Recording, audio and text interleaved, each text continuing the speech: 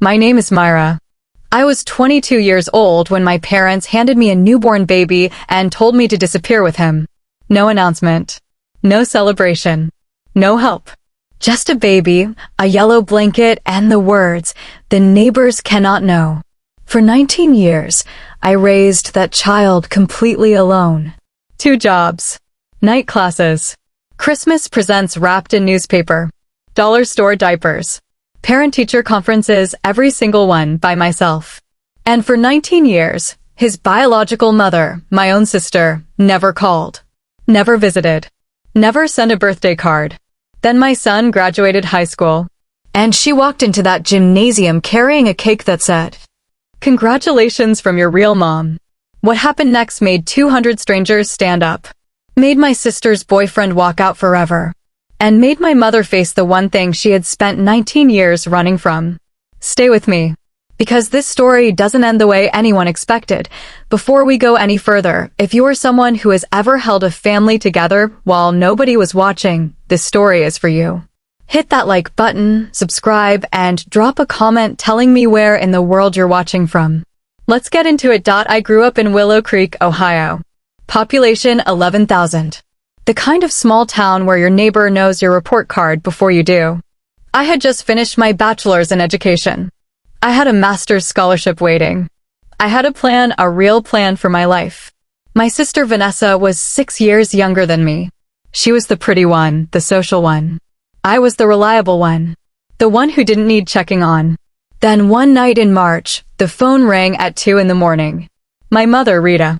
Her voice flat. Controlled. I drove 40 minutes home in the dark. I grew up in Willow Creek, Ohio. Population 11,000. The kind of small town where your neighbor knows your report card before you do. I had just finished my bachelor's in education. I had a master's scholarship waiting. I had a plan, a real plan for my life. My sister Vanessa was 6 years younger than me. She was the pretty one, the social one. I was the reliable one. The one who didn't need checking on. Then one night in March, the phone rang at 2 in the morning. My mother, Rita. Her voice flat. Controlled. I drove 40 minutes home in the dark. When I walked into that kitchen, my father Gerald was standing by the refrigerator, arms crossed, staring at the floor. My mother pushed a piece of paper across the table. An ultrasound. Vanessa was 4 months pregnant. 16 years old. And she had known for 4 months without telling anyone. My mother didn't ask about Vanessa's feelings. Didn't ask about the baby's future. Her first words were, "The neighbors cannot know." She laid out the options like a general at a war table. Adoption meant paperwork.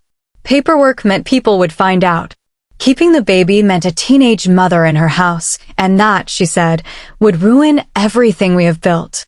Then she walked to the hall closet. Came back with a small yellow blanket, faded, soft, folded into a square. She placed it in my hands and said, "This was yours when you were born. You have to help. You are her sister." The next morning, she made it plain. If I didn't take the baby, strangers would. By Friday, I asked the only question that mattered. "Vanessa, what do you want?" She looked at my mother, then at the floor. And she whispered, "I just want to go away." My mother pointed at me. "There. She has school. She has her whole life ahead of her. She has school." Remember those 4 words. Because 19 years later, in a gymnasium full of 200 people, those words would come back and mean something completely different. 2 weeks later, I called my mother and said yes. The next morning, I withdrew from my master's program. Dylan was born on July 14th at 3:17 in the afternoon.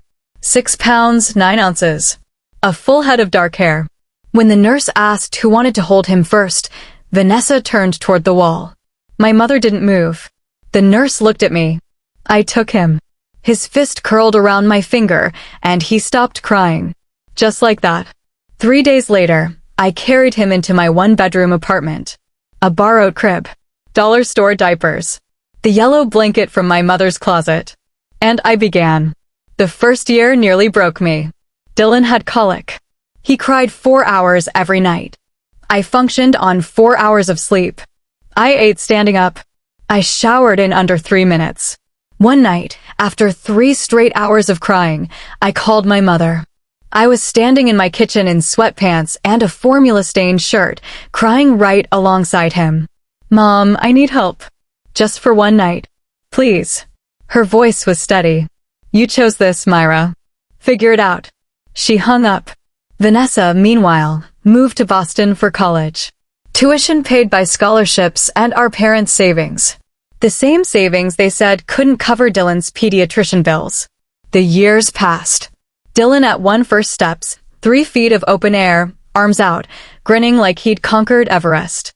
Dylan at 4, reading the cereal box at breakfast, asking me what riboflavin meant. Dylan at 8, sitting at the kitchen table, homework spread out, looking up at me with those serious eyes and asking, "Can I call you Mom instead of Aunt Myra?" I hadn't cried in years. Not when Rita refused to help. Not when Vanessa called once, 6 years in, to ask about a car she'd left in the garage. Not when Christmas came and went without a card from anyone. But when an 8-year-old boy asked permission to call me Mom, I broke completely. He got up from his chair, walked around the table, and hugged me. Small arms. Tight grip. "It's okay, Mom," he said. First time. Dylan was 17 when he came home from school one Wednesday and set his phone on the counter. Screen up. "Mom, you need to see this." It was a family group text. Rita, Gerald, Vanessa, aunts, uncles. Someone had accidentally added Dylan. The messages went back 2 years. Rita, "When Vanessa is ready, she will take Dylan back. Myra is just keeping him for now." Vanessa, 3 days later, "Give me a couple more years. I'm getting my life together." Uncle Dale, "Myra should be grateful she got to have a kid at all." 2 years. My family had been discussing the return of my son like he was a borrowed lawnmower. I set the phone down. My hands were steady because they had to be. "Why didn't you show me this sooner?" I asked. He looked at me. 17 years old. Standing in my kitchen. "Because I didn't want you to lose them. Even though they don't deserve you." That night, I went to the bedroom. Opened the fireproof safe under my bed. Checked every document. Guardianship papers valid. Voluntary relinquishment signed and notarized. My name on every emergency contact line for 19 years. If they wanted a fight, the paperwork was ready. But I wasn't going to start one. Dylan was valedictorian. Highest GPA in a class of 312. 2 weeks before graduation, Vanessa messaged him on Instagram. Professional headshot. 4,000 followers. "Hey, handsome. I know this is out of the blue, but I'm your bio mom. I've thought about you every single day." 3 heart emojis. He replied, "Hi. Thank you for reaching out." No heart emojis. No warmth. Just an acknowledgement that a message had been received. She replied instantly, "Can't wait to see you at graduation. I'm bringing someone special." Graduation morning arrived. The gymnasium held 400 people. Every seat taken. Then the double doors opened and Vanessa walked in like she was entering a gala. Emerald green dress. Auburn hair in waves. Heels clicking on the hardwood. Smile wide enough to be seen from the stage. Beside her, Harrison, her new boyfriend.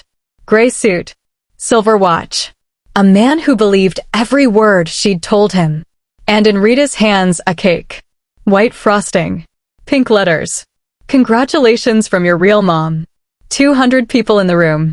And my mother was walking down the center aisle with a cake that claimed my son belonged to someone else. Before the ceremony started, Vanessa found me in my row. Leaned close. Loud enough for everyone nearby to hear. "Myra, thank you so much for taking care of my son all these years. You've been an incredible babysitter. But I'm here now. I'll take it from here." Babysitter. I did not respond. Because I saw Dylan watching us from the staging area. Standing very still. Eyes locked on mine. And in those eyes, I read one message clearly. "Wait for me." So I waited. Dylan crossed the stage. Shook the superintendent's hand. Looked down at me in the 3rd row and winked. Then he walked to the podium. He started with the expected material. Cafeteria jokes. A substitute teacher. The crowd laughed. Vanessa laughed loudest, hand on Harrison's arm, phone recording. She thought he was about to talk about her. Then he paused. looked at his notes, folded the paper slowly, deliberately, placed it on the podium, and began speaking without it. I've been planning this speech for 6 weeks, but I realized this morning that the most important thing I want to say isn't on any of those pages. The gymnasium went silent. The person I want to thank most today is not a teacher, not a coach, not a friend. It's a woman who was 22 years old when she was handed a newborn baby and told, "This is your responsibility now." He paused. She had never changed a diaper. She'd just been accepted into a master's program with a full scholarship. And she gave it up. The next morning, without hesitation, someone in the back sniffled. She wrapped my Christmas presents in newspaper because she couldn't afford wrapping paper. She went back to school when I was 5. Night classes for years, and nobody from her family came to her graduation. He looked directly at me. 3rd row, left side. She is not the woman who gave birth to me, but she is the woman who chose me every single day for 19 years. Without complaining, without quitting, without asking for anything in return. His voice didn't crack. Her name is Myra Summers. She is my mother. The gymnasium erupted. 200 people on their feet. Vanessa sat 2 rows ahead of me, phone in her lap, still recording the ceiling. Harrison was looking at her, then at me, then at Dylan, then back at Vanessa. The math was not adding up. And Rita sat at the end of her row, the cake in her lap. Congratulations from your real mom, facing outward, visible to everyone. Except now those words meant something entirely different. After the ceremony, Dylan reached into his vest pocket and pulled out something small and yellow and faded. The blanket. The baby blanket from 19 years ago. He walked to me, took my hand, and placed it in my palm. "This is yours, Mom," he said. It always was. I held that blanket thin as tissue, soft as memory, frayed at every edge. My son had said everything. Harrison left before sundown, and he never came back. Vanessa stood alone on the grass in her emerald dress. And the cake, with its pink letters and its cruel little claim, sat untouched on the ground by the oak tree. Nobody ever cut it. If you have ever been the one who held everything together while someone else took the credit, this story is for you. If you know someone who deserves to hear this today, share it with them right now. Like, subscribe, and tell me in the comments, what would you have done in Myra's place? I'll see you in the next one.